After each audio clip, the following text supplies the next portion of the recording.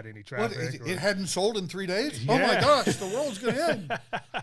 So tell me your thoughts about what you guys are seeing out there. Well, the mentality on the seller side is that, you price it at anything and it's going to sell right away.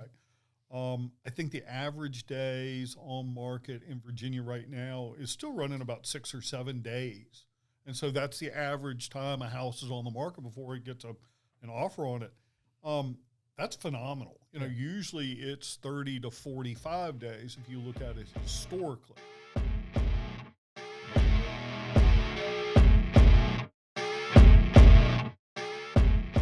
Hey everybody, welcome to the Unbiased Truth Podcast, sponsored by 360 Home Inspections. Today we have a very special guest. We have a power couple from Clocktower Realty. We have Curt and Heather Reistetter. Did I say that right? Close enough. Close enough. Your name scares me, so I don't like to say it very often. But I appreciate you guys coming on, joining us for this podcast. This is episode, I think, 9 now. Plus one after hours, where me and Brian from C3 Heating and Cooling just kind of started drinking during the after hour, so it was fun. Fun. Yeah. We got another one coming up soon. So, but I appreciate you guys coming here. Why don't you guys introduce yourselves? Go ahead, Curt. Okay. I am Curt Reistetter. I've been a realtor for 32 years. I got my license in my 20s. I was working for DOD. I was a civil or a systems analyst, and I was bored, and I liked to go look at houses. So at that time, I also had hair, and the houses that I would go see, the agents would look at me and go, "That guy doesn't have 2 nickels to rub together." I was like, "Okay, I can figure this part out." So I got my license, and I had bought already my first house, and that was in Oregon Hill. And so that kind of just led to having the license, being bored, working for the Department of Defense, and then going full-time. Nice. And I did that, and back then, the MLS was a book, so all the houses came out in a book once a week. Like the TV guide. But thick, like a telephone book, thick. And you got the book every Friday, and that would be everything that was on the market. I could tell all kinds of stories of back in the day. You had to walk uphill to show a house, and it was always snowing. That's right. But yeah, I did new homes for 15 years, and I've done resale for the last 17 years. I have to think. Yeah, 17 years. Yep. So that's it in a nutshell. Take it away, Heather. All right. I guess I started in 2015. I got my license, but I was working full-time. At the time, I was working at VCU. I was a research assistant. We studied organ transplants. Interesting. And, I've had a varied career life. But I had met Curt, and he was doing his real estate things. So I just decided, well, that's kind of fun. Maybe one day we could do it together. So I just started working on my license slowly. And then I think I had a license for a couple years before I even really used it, before I quit my real job. And now I do it full time with Curt.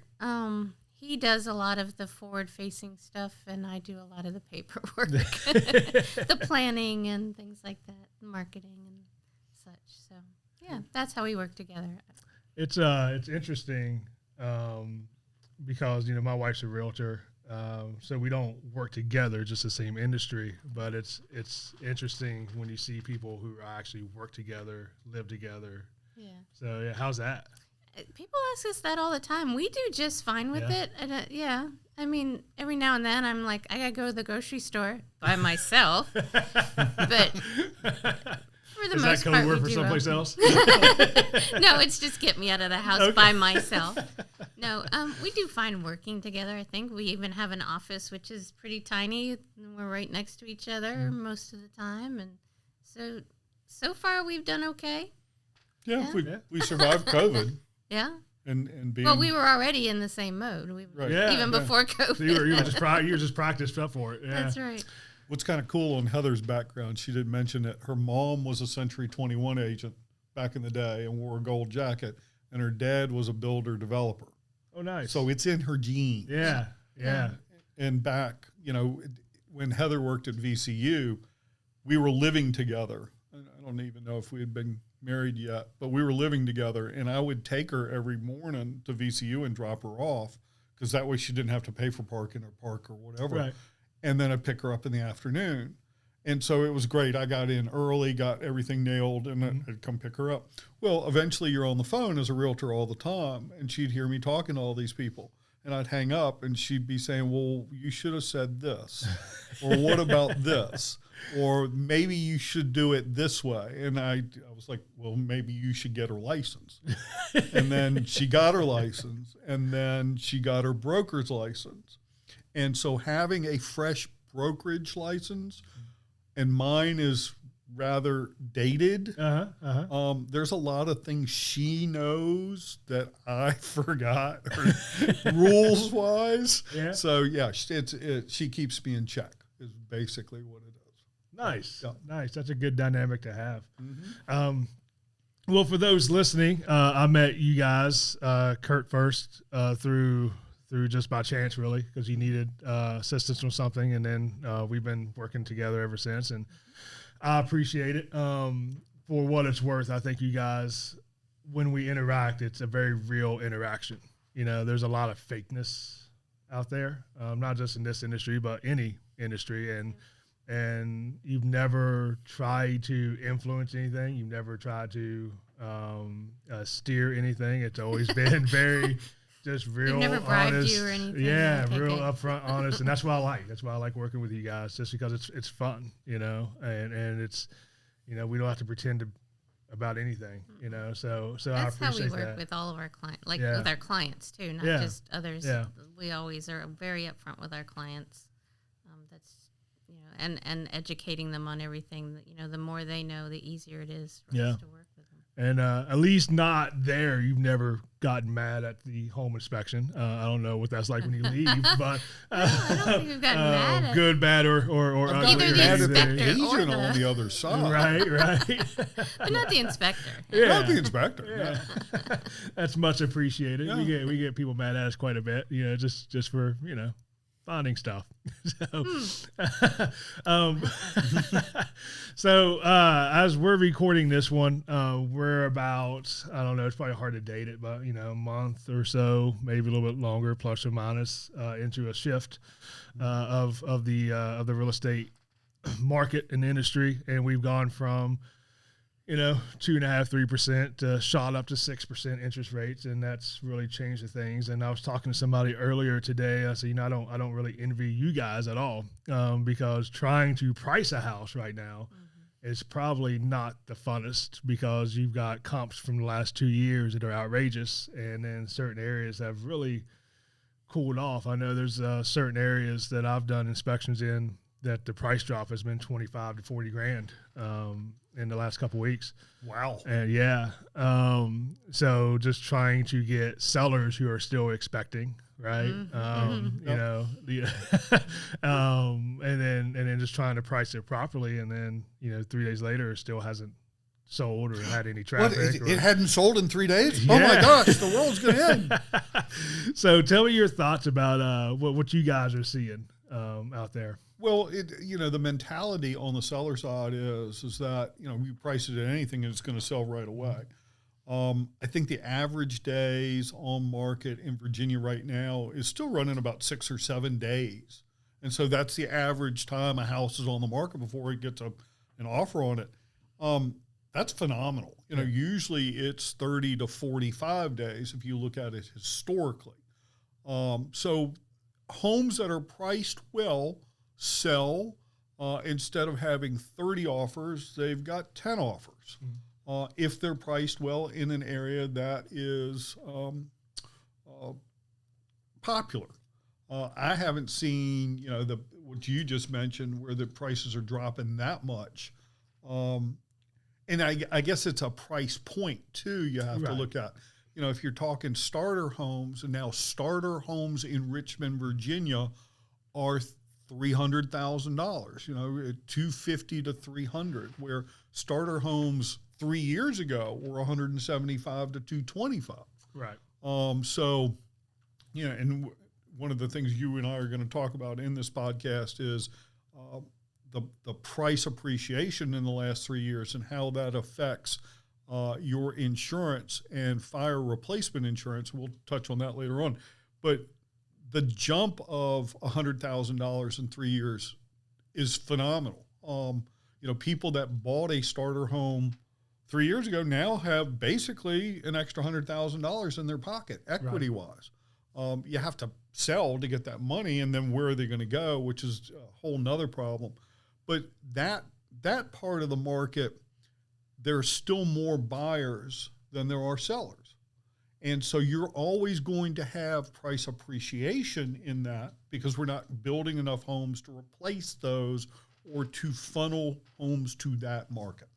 And with the way things are, builders are even, some builders are probably starting to cut back a little bit as well. So nationally, that's the trend because they're worried. Correct. So now we've already got a shortage, and now we couldn't close that gap anyways. Right. You know, not for several years, and now we've they're starting to pull the reins back on the speed of which they're building because of fear and other things. Yeah. But they were never building starter homes anyway, right? And so that section of the market is really the toughest place to be. Yeah. You know, the land keeps getting more and more expensive. The old saying, and I've heard it for decades, God's not building any more land. Right. You have to go further and further out, but the further and further out you go, the counties don't want dense, you got to go smaller lots to make it affordable. Counties don't like that. Right. You have water and sewer issues where if you're out in outlying areas, you got to go septic field, you got to go wells, and you need a certain size lot to handle those kind of things. So it's a density problem. We can't get the lot small enough to make them cheap enough to afford affordable housing. There are some places that are doing things towards that, but we're chasing our tail. We're 1.2 million behind in the number of homes that we need to be building in the last 10 years. Yeah. Yeah. And the county thing is an interesting conversation because of how county government, and like I said, the further away you get, operate. It's residential first, and then all of a sudden it's, well, we have X amount of people now, and we don't have the infrastructure to support it, but you also don't have the tax revenue to support it either, because residential taxes just don't produce the type of income or taxes for a county government to be able to do all the things they need to do. So they're constantly chasing as well. And then you get people moving, from Richmond or whatever city, it could be whatever city. And they say, hey, I called 911 and it took y'all 25 minutes, Yeah. But we're used to 3 minutes, right. I'm used to being able to go to the corner and get a grocery store. Now I got to drive 15 minutes. Y'all need to build more stuff here. Right. So it's just a continuous, understanding why they don't want to deal with that. It's just because it just brings a lot of frustration and unrealistic expectations, which, not that that's in real estate at all. As people get Curt and involved. I live in Hanover County. Yeah. And we live on 10 acres. So we understand. We've been there 5 years, I guess, almost 5 years. So we're kind of in that middle where we haven't been there as long as a lot of people have. So we're kind of new, but we're not new. We moved there for a reason to get, out in the country. But yeah, it adds expense too, as far as driving. It takes us half an hour to get to civilization. Yeah. There's a food line not too far, but nothing else. Yeah. Internet, we have really crappy internet. And And that's that's another a one. Hanover Yeah. County issue. A Yeah. lot of the other counties are picking up the tab there and working on it. Hanover County's a little slower. Yeah. So we pay a little more for that, and it doesn't work as well. And Yeah, New Kent's a little bit slower than Hanover when it comes to the internet. So, Yeah. same problems, and I've seen quite a few people move out to, New Kent, for example, because that's where I live. So I always say, I live here, whatnot. If you need anything, give me a call. And then, month goes by, they close on the house, and they call me like, hey, who do we call for internet? We're having a hard time. Like, Yeah. I don't have a good answer for that. Right. You know, it's like, we know it was going to be this bad. I was like, It's on our Facebook page pretty much every day. Yeah. Who do you use for internet? Yeah. Yeah. So it's a lot of fun. So yeah, I don't think the housing problem is going to be solved anytime soon. No. For what problem we have. So what's your thoughts moving forward with what we got? I think there's a transition period.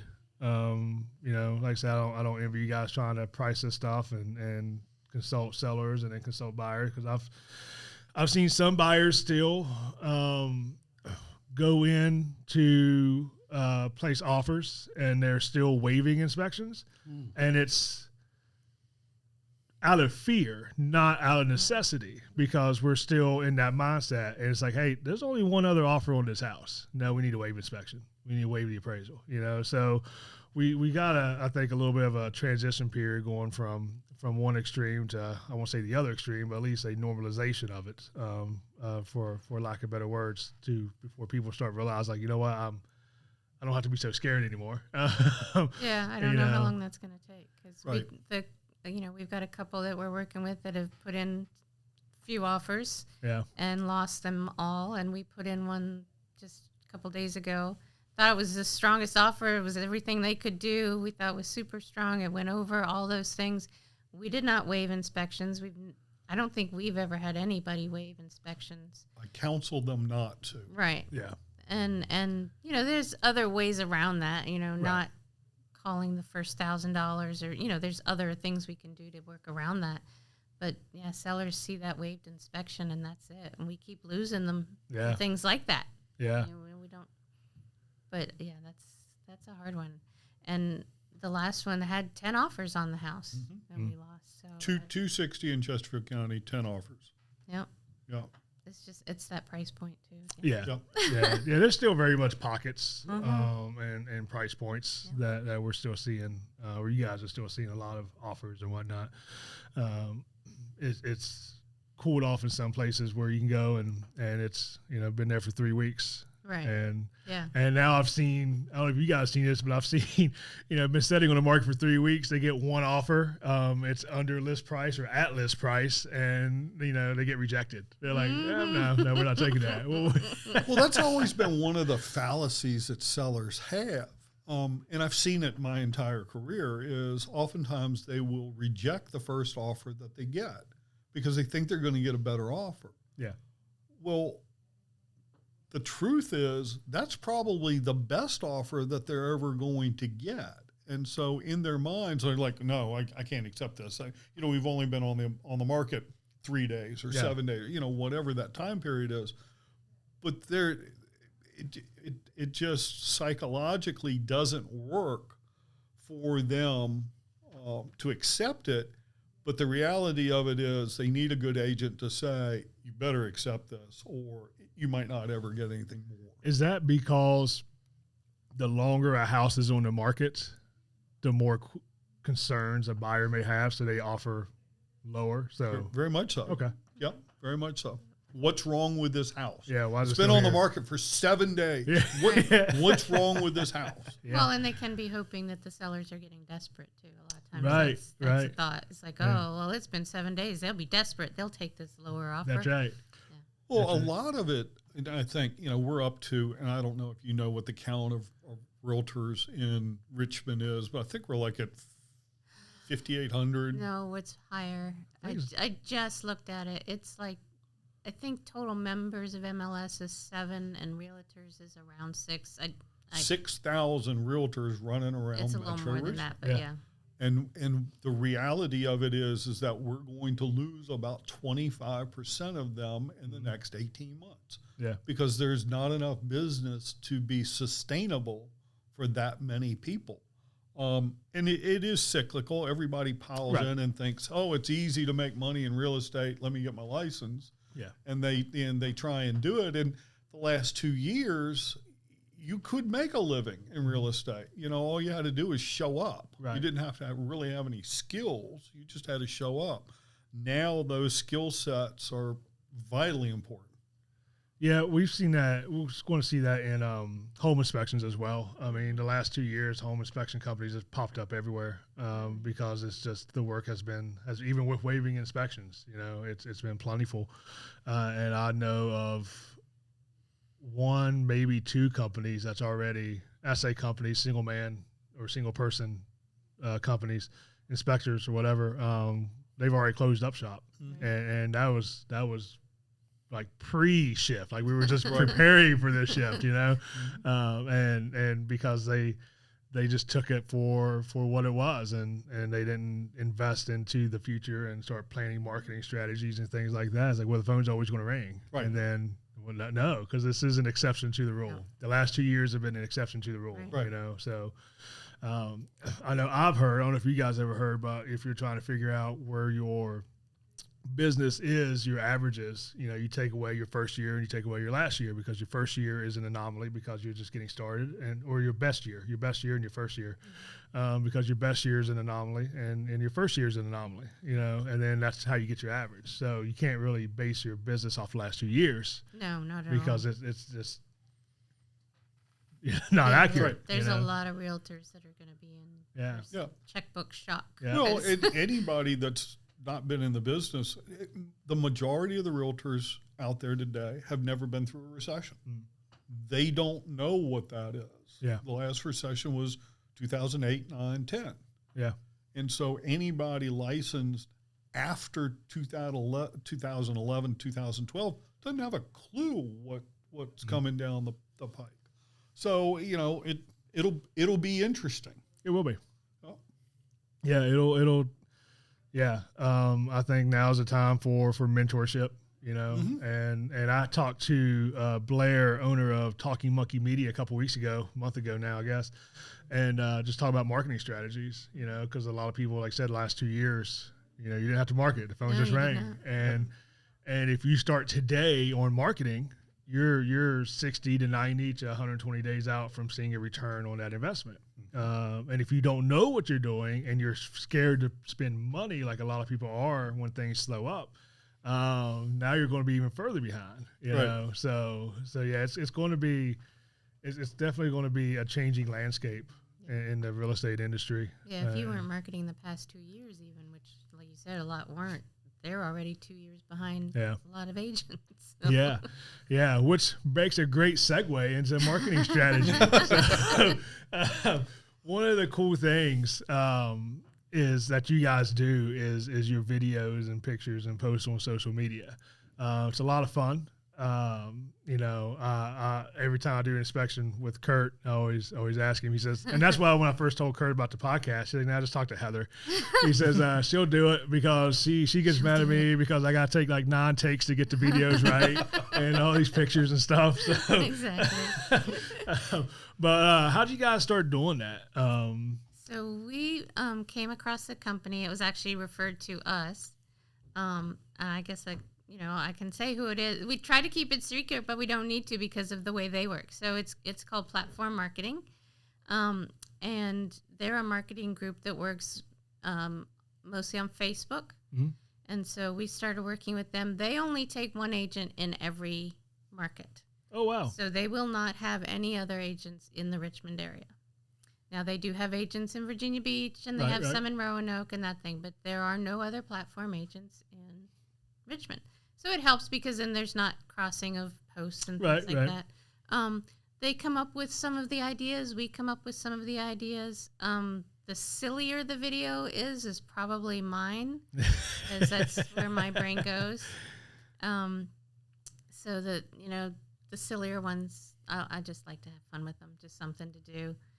It doesn't always showcase the house, but it gets the people looking. Yeah, so absolutely.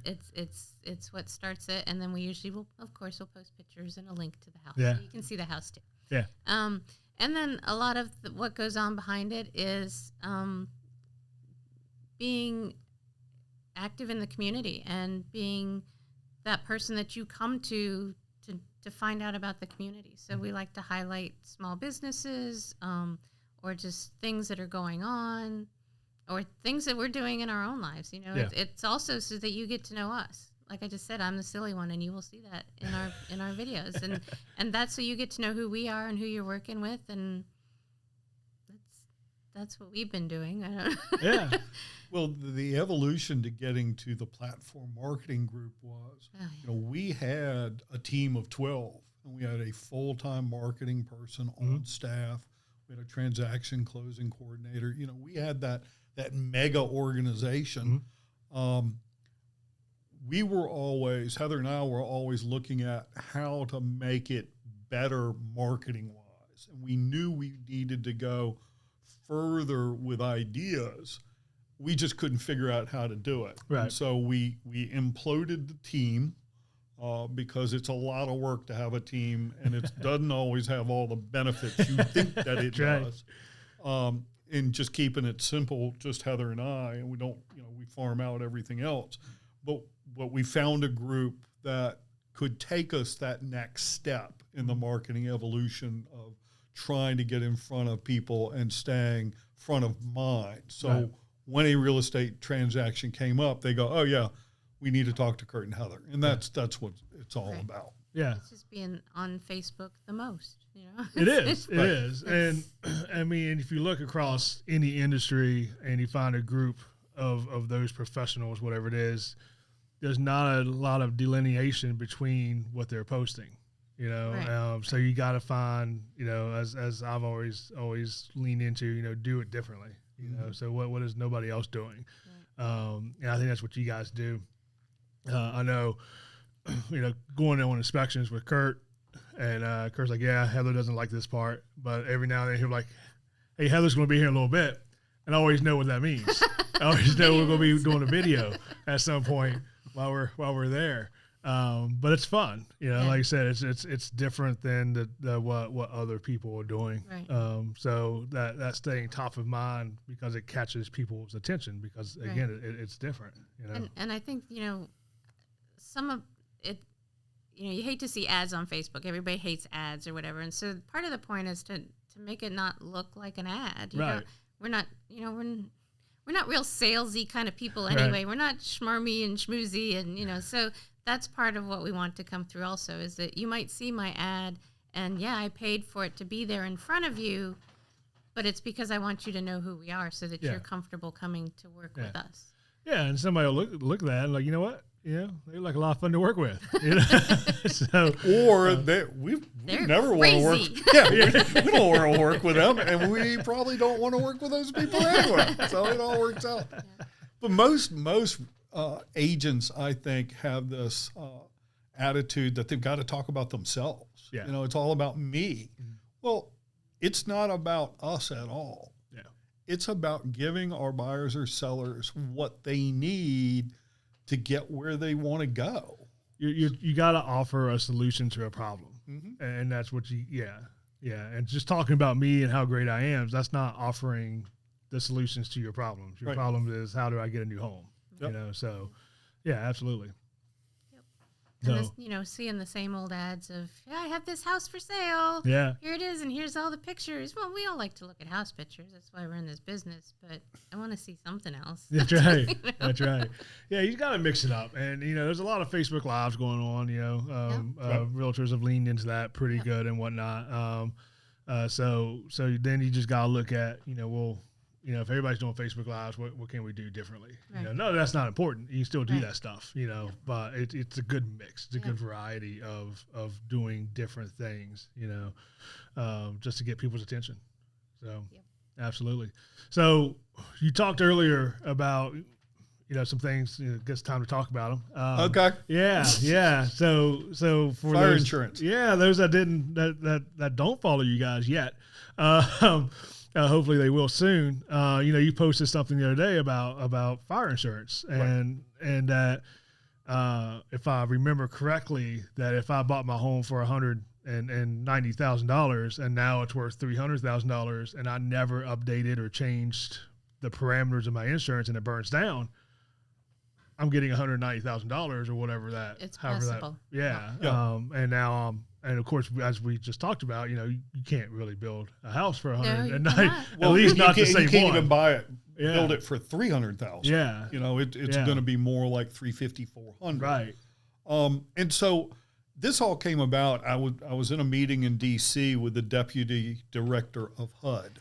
So for those that don't know, Curt's a really important guy. He's always always going to places, I'm not. important meetings and stuff. But what was cool was it was the deputy director of HUD. It's like one of the top guys, and he was talking about how HUD, Housing Urban Development, has gotten involved with home fires in California and out in Denver. The recent, what was it, the spring when all those houses burned around Aurora or whatever. So what has happened in those situations is you get a massive community fire where 150, 300, 500 homes all burn down at once. So everybody's got fire insurance. That's all well and good. But to rebuild those houses there and now, it's 10 times more expensive to build it because there are no materials on the ground. Yeah. Everything has to be brought in. There's already a shortage of materials anyway. Yeah. And there are no contractors to build them. So you, in that case where your home has increased to $300,000, it's $500,000, $600,000 to build that home. So it's kind of crazy. You know, that happened. And fortunately, we live in an area where we get a lot of rainfall and there aren't a whole lot of catastrophic fires. Right. But in those fires, those people can't rebuild. So HUD had to get involved with helping them rebuild. But it got me thinking that, okay, somebody's house has risen in value $100,000 and it burns. What happens to that person? And a lot of homeowners insurance have algorithms built into the insurance that the insurance company's constantly looking at the value and increasing the amount of insurance based on sales around it. So most people are protected. Okay. But you got to call your insurance agent to ask them, hey, do I have replacement cost on this home?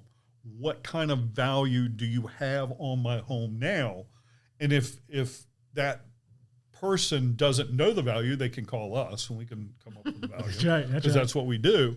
And so that way the homeowner knows they have enough insurance in case their home ever burns to the ground.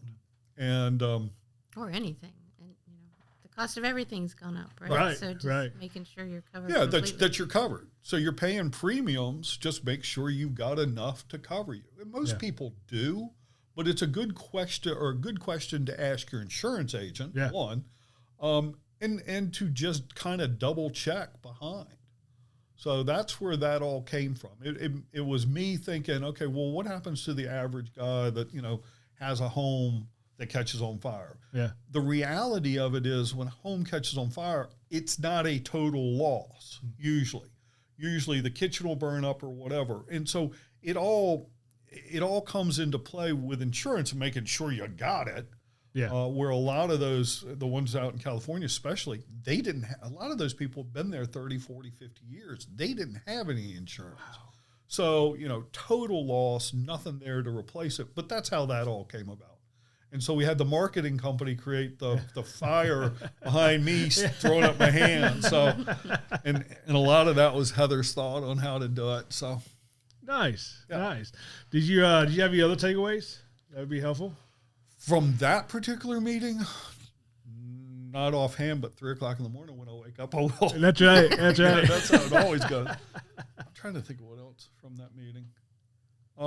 Really, that's a housing opportunity committee meeting on the national level. And what we do is look at housing affordability and try and figure out ways to make housing workforce housing. Yeah. Because a teacher, firefighter, those guys are being priced out of the market. They can't afford a home any longer. Yeah. And that's just wrong. Yeah. That's just wrong. So trying to figure out ways to enable them to be able to have housing that they could call their own. You've seen what rents have done. Yeah. Richmond is one of the top 8 spots for rental increases in the last year. I saw that headline. That was crazy. Yeah. I had a case where a younger couple with an apartment in the West End were paying $1,500 a month for a 2-bedroom apartment. So they're each paying $750, total $1,500. 1st of September, their rent is increasing $350 a piece. $700. So from $1,500 to $2,200. Gotta stop. Because it's just that. Realtors can do percents, but we don't add and subtract. I've heard. That's just crazy to me. And they're looking for a home because even at 6% interest rate and the home that they buy, that home is still going to be cheaper than what their rental's going for, and they're using their own money to pay equity towards their property versus paying a developer, unit owner, his mortgage to pay off his building. Yeah.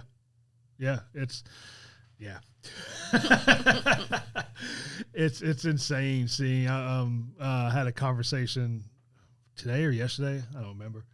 And they were talking about how they put applications in, for rental. They knew somebody, whatever happened, and they needed someplace to live, and they were putting applications in, and like they had like 20 applications. This rental company or whatever had 20 applications for one unit, and like people were just like bidding wars for buying a house. People were doing that, like we'll pay an extra. Where are they living now?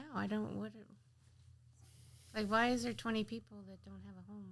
And one home. Well, it was actually that conversation was this morning, and what I found out is that when the problem happened once, well, I'll say not the sole problem, but a big contributing factor was the withdrawal from Afghanistan, and we brought apparently a lot of refugees came through Fort Lee and the Richmond area, so they are.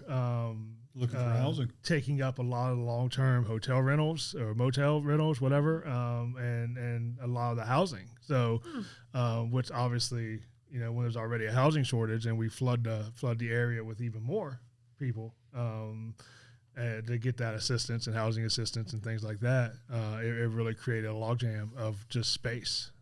There was just no space, and people were she was telling me, the person I was talking to was telling me that, there were people, 500, 600, 700, bidding wars, just doing rent. We'll pay an extra $1,000 a month if we can get this unit. So that's crazy. One thing and you asked, what else did you learn across the country? And you mentioned, 20 applications for that one rental unit. Mm-hmm. Well, one of the problem with affordable homes or housing is that a lot of those people don't have a lot of disposable income. Right. They're pretty much living hand to mouth, and they need that apartment. But every time they're making an application, there's an application fee, and it could be $50, it could be $100, it could be $150 just for the application fee. So you just said it. There's 10 applications. That's $1,050. That's $1,500 that company has generated, and only one person's going to get that apartment. It's just a fee. And it's just a fee. And so what's happening across the country is what I hear is there are a lot of companies that are just churning that. They put one unit on the market and get 20, 30, 40, 50 applications for it. They're just doing it to generate the money from the application fees. And so that average working person is applying for 3, 4, 5, 7 places. They don't have that extra income to be able to make those applications. So it's a real scam that's going around. Yeah, absolutely. Absolutely. That makes me mad. Yeah, it makes me mad too. It doesn't cost them $50 to process that. No, not at all. No. No. But it should be instantaneous. You apply for a rental unit, that day a decision should be made. Right. We're not stringing this along. Hey, we should be holding offers. I'm looking at your credit. I'm looking at, okay, do I have a decision right then and there? So, yeah, that's crazy. Well, I don't think it's going to get better anytime soon. unfortunately. And I will make an awkward transition from that. So, but I want to be respectful of your guys' time and whatnot. You were right about Curt talking. He said that he wasn't going to talk. I know, and he talked. does. Yeah. He likes to talk. But I appreciate you guys coming in. Do you have any final thoughts? Oh, gosh. I know. Put you on the spot. You know, we saw in the news yesterday and this morning how, you know, there's a slump and the housing market is, they didn't use the word crashing, but I think they wanted to. They did. They probably did. But that comes out just a couple of days before market rates or mortgage rates actually kind of took a little bit of a slowdown, you know. So it's okay, people. We'll be fine. Don't panic. You know, these mortgage rates are definitely higher than they were a couple years ago, but you can refinance in a couple of years when they come back down. What's the saying? Marry the house, date the rate. I hadn't heard that one. Yeah, okay. hadn't heard that. Yeah. Marry the house, date the rate. Yeah. And so, you know, a year or two from now, you can get a new mortgage. And mortgage interest is really the only thing left to the average working man that he can write off, or she can write off. He or she can write off. The one thing I was going to leave, what will be interesting this next couple weeks is what comes out, and I don't remember if it's GDP or if it's Consumer Price Index, whether we have a second quarter of negative GDP. Yeah. Because if we do, then the government calls it a recession. Right. And then all of a sudden, all the news media is going to be saying, oh, it's doom and gloom, we're in a recession. But we've got the strongest job growth we've ever had in history. Yeah. So and wages are going up a little bit. Yeah. You know, so the economy is not as bad as the news tries to tell you it is. No. Well, they've been saying for, you know, you go anywhere last couple weeks, last month, and it's all except you know, sort of saying crashing, you know, but they really want to. You can tell they want to. I know. Well, it sells newspapers. It does. You know, it does. And that's why nobody sells newspapers. Yeah. And that's what I tell, you know, we did a Facebook Live not too long ago, right when it started happening. And, you know, talk to a realtor. You know, if you got questions and concerns, don't go by what the Facebook experts say. No. Don't go by what Yahoo says. Don't go by what the news channel says, because their job is to sell clicks, sell papers, and not saying that they're not being truthful, but it's just how they're phrasing it, because they know that most people don't click past the headline. Yep. You know, you read the headline, and that's all the information I need to know. And then I go to Facebook, and I could just go ahead and post what that headline said. That's right. And now I'm an expert, and there's chaos and anarchy everywhere. So, and then, you know, wake up tomorrow and just repeat. Unless you see our Facebook post, in which case we are the experts. That's right. That's right. Okay. So, yeah, I always tell people just take your time, talk to a realtor, because even at 6%, it's still not the end of the world. No. You know, yes, the prices shot up, you know, and that's probably the bigger issue. It's the 6% with the current prices. And that's the thing. They're not coming down. People are like, oh, when the prices come down, they're not coming down. They're not. So not it's better to buy now yeah. than to wait. You can't wait that part of it out. Yep. You can wait out the interest rate possibly, but even that's going to take a while. And recession doesn't always mean bad for the housing industry. Right. You know? In this case, it's not. What they say, it's not going to affect. Because at the end of the day, I mean, we were in a recession when COVID started. They shut everything down, and we know how that went. For the we were very Virginia. fortunate that we were able to keep working here in Virginia. Yep. Other states were not. So fortunate. Yeah. And that's a story for another day. That's right. That's right. Well, I appreciate it. People want to get a hold of you. How do they contact you? They call Curt. 804-370-1210. Find us on Facebook at Sold by Curt and Heather and Instagram. Awesome. Well, I appreciate you guys, and we'll see you on the next one. Thank you.